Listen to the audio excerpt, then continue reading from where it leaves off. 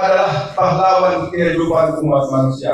Tanpa petani, siapapun hidup. Mudah-mudahan hari ini kita. Ya, pemirsa Suara Harapan, di kesempatan ini saya berada bersama dengan Bapak Usman Husin, anggota DPR RI Komisi 4 dari fraksi Partai Kebangkitan Bangsa. Selamat sore Bapak. Selamat sore. Bagaimana? Sahabat, bagaimana keadaan Kabupaten Kupang? Iya, terima kasih Bapak. Hari ini boleh meluangkan waktu untuk ada di Kabupaten Kupang dalam rangka apa Bapak, sehingga bisa diketahui oleh para penonton, para penyimak dari Ngobrol Pintar Suara Harapan ini Bapak. Jadi hari ini saya berada di Kabupaten Kupang. Memang tadi jam 10 baru saya mendarat di Kupang. Oh, dari Jakarta. Dari Jakarta, karena kemarin saya ikut pelantikan DOP, Forum Komunikasi DOP Nasional. Jadi karena saya sudah janji kelompok tani Kabupaten Kupang bahwa tanggal 11 saya akan menyerahkan alat pertanian untuk kelompok tani, yaitu di kantor dinas pertanian bertepatan dengan masa reses juga. Iya. Maka saya bersyukur bisa berjumpa bersama petani yang menerima. Semua hadir, kepala desa maupun tokoh agama maupun Pak Bupati. Saya mengucapkan terima kasih Pak Bupati Kabupaten Kupang yang begitu semangat memacu petani untuk bisa berkembang agar pertanian Kabupaten bisa berhasil. Jadi dengan keberadaan saya itu menyerahkan bantuan-bantuan Al-Sinta, yaitu tadi itu traktor roda 2. Traktor roda 4 2 unit maupun traktor roda 2 ini alat tanam maupun alat sompet padi dan mesin pompa air yang tadi diserahkan, sehingga alat-alat ini diterima oleh kelompok tani sehingga bisa ada asas manfaatnya, dan saya lihat tadi tepat sasaran. Saya contohnya desa Ekateta. Ekateta tadi dari masyarakat petaninya digunakan untuk seluruh masyarakat OET traktor roda 4. Karena mayoritas mereka adalah petani. Karena 99,99% adalah petani di Ekateta. Menarik. Jadi kenapa saya tiba-tiba tergerak untuk menyerahkan ke kelompok masyarakat desa Ekateta? Waktu saya diundang untuk panen perdana di desa Ekateta. Desa Ekateta pun saya belum pernah pergi dan saya tidak kenal juga ini masyarakat petani Ekateta. Tapi menurut dari petani desa Ekateta, pergumulan orang selama ini untuk dapat bantuan. Memang selama ini saja tidak pernah tersentuh dengan bantuan-bantuan. Padahal masyarakatnya petani. Memang desanya sangat jauh, akses jalannya setengah mati. Terstruktur. Saya sampai di sana. Pada tanggal 28. Itu juga saya baru datang dari Jakarta. Pas masa reses pertama saya datang, nanti saya dari bandara simpan tas pakaian langsung ke desa Ekateta sampai di sana. Hingga sampai sana saya lihat mungkin karena memang petani sangat, dia katakan bahwa bergumulan sekian lama tahun, akhirnya hari ini terjawab. Terjawab sehingga Ekateta menjadi desa binaan saya untuk pertanian. Mulai hari ini. Wow. Nah, sehingga alat yang dapat tetap saya akan kontrol terus, sehingga saya akan memacu bukan hanya sebatas alat aja, tapi benih-benih pertanian berupa padi maupun hortikultura yang sesuai dengan masyarakat nanti di bertani sesuai dengan kondisi iklim di sana, air di sana. Kan jelas pertanian kan butuh air. Hingga kalau di sana ternyata kalau curah hujannya kurang, hortikulturanya cocok kan, karena hortikultura saya akan dorong bantuan-bantuan. Saya bikin sebagai contoh dan contoh untuk daerah Kabupaten Kupang. Untuk Di EKTT? desa EKTT. Wow. Nah. Menarik. Saya tergerak sampai saya lihat masyarakatnya sempat tanggal 8 mampir ke rumah saya sebab saya barusan belum kembali Jakarta, ketemu saya dengan mengundang saya lagi nanti ke sana. Kembali hadir. Dan dorong minta saya menjadi binaan untuk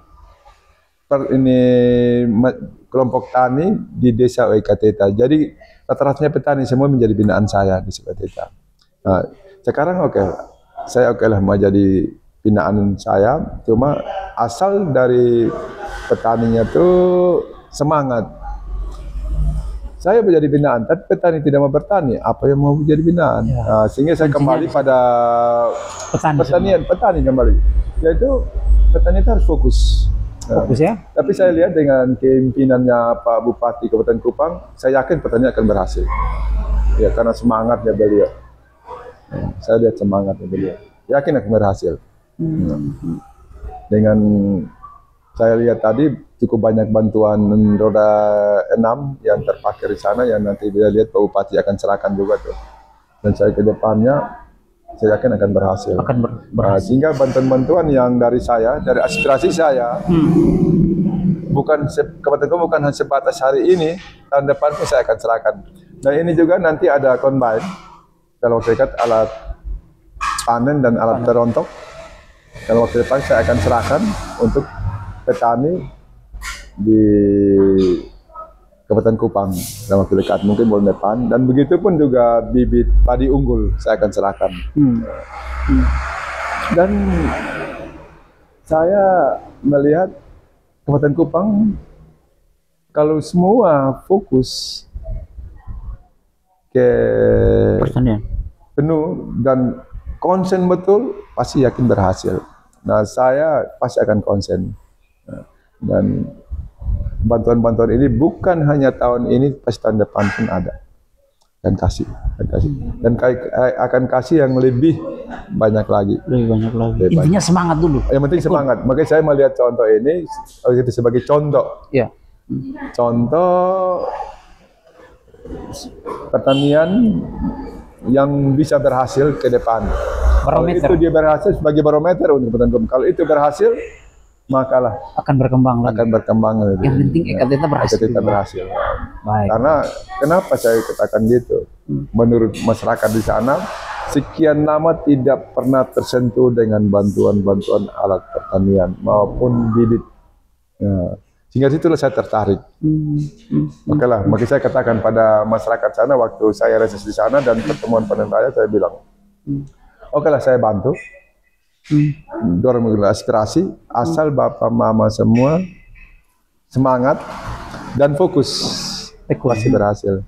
Dan sebenarnya bukan hanya padi aja, tapi bisa hortikultura pun juga bisa akan jadi sana. Cuma yang jadi problem jadi itu termasuk akses jalannya juga, itu yang perlu diperhatikan. Perlu diperhatikan sehingga hasil pertanian dari desa EKTT kalau berhasil melimpah, akses jalannya mendukung sehingga pemasaran pun enak. Ada pertumbuhan ekonomi. Ada pertumbuhan ekonomi. Akses jalannya mesti nggak mati. Mudah-mudahan ke depan desa EKTT menjadi desa contoh untuk Kabupaten Kupang. Menarik Pak Usman Hussein di Ngobrol Pintar kali ini, dan berdasarkan kesaksian Pak Usman, ada pertanyaan yang menggelitik. Sebenarnya kenapa sih Pak Usman mau fokus ke pertanian sih? Sebenarnya ada apa sebenarnya? Jadi memang itu sudah wajib. Jadi waktu itu saya caleg, saya masuk sering pertemuan sosialisasi masuk kampung keluar kampung. Rata-rata masyarakat Kabupaten Kupang itu petani, tapi tidak bisa berkembang. Situlah saya punya tekad, mudah-mudahan saya dalam hati, doa dalam hati, kalau saya terpilih menjadi anggota DPR, saya akan memilih ke Komisi 4. Kenapa? Sehingga komisi yang menyentuh langsung masyarakat di Kabupaten Kupang maupun Kalimantan Timur. Karena rata-ratanya 80% petani. Kalau saya pilih komisi lain, oke lah Bukan berbuat tidak juga. melayani, tapi Dilayani juga, tapi karena saya sering masuk kampung keluar kampung, sering ketemu sama petani, itulah saya tertarik. Itulah saya tertarik. berdasarkan pengamatan langsung di lapangan dan akhirnya memutuskan untuk mengambil langkah. Nah, itu saya punya prinsip. Saya sudah komitmen bahwa saya jadi dan syukur saya dengan komitmennya saya hanya tetap punya prinsip harus Komisi 4. Sehingga saya buktikan bahwa saya Komisi 4 pertanian di Kabupaten Kupang maupun Petani Timur harus berhasil. Harus berhasil. Tapi kembali lagi pada petani. Kembali pada para petani. Kalau petani tidak bekerja, mau berhasil dari mana? Ini mungkin lah. Tapi mudah-mudahan saya lihat petani semangat karena ini sudah dibantu dengan alat, stimulan lah. Ya, stimulan melalui alat-alat awal-awal, yaitu alat pertanian maupun bibit. Ya. Begitupun juga bibit padi unggul maupun bibit jagung. Dan bukan sebatas itu juga di perikanan pun juga ada nanti. Perikanan. Ada juga. Jadi itu di pesisir Molini. Demi kesejahteraan tentunya.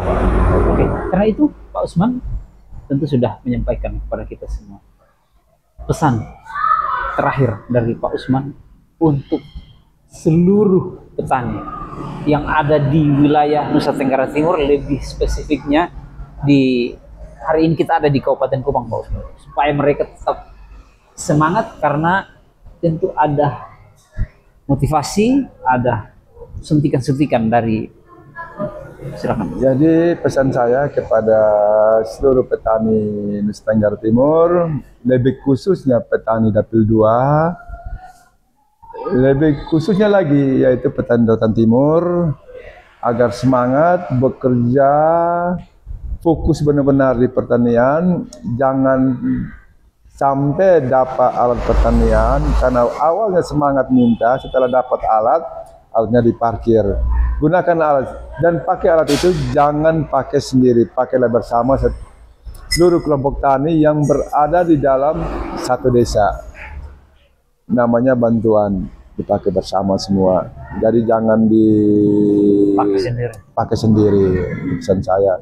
Sehingga tapi sebelum dipakai alat itu sebaiknya alat baru sebelumnya sebagai orang yang beragama yang taat pada Tuhan, sebaiknya berdoa dulu baru digunakan ya, sehingga alat itu terawat dengan dipelihara dengan baik. Ini pesan saya. Wow. Terima kasih Pak Usman buat persembahannya.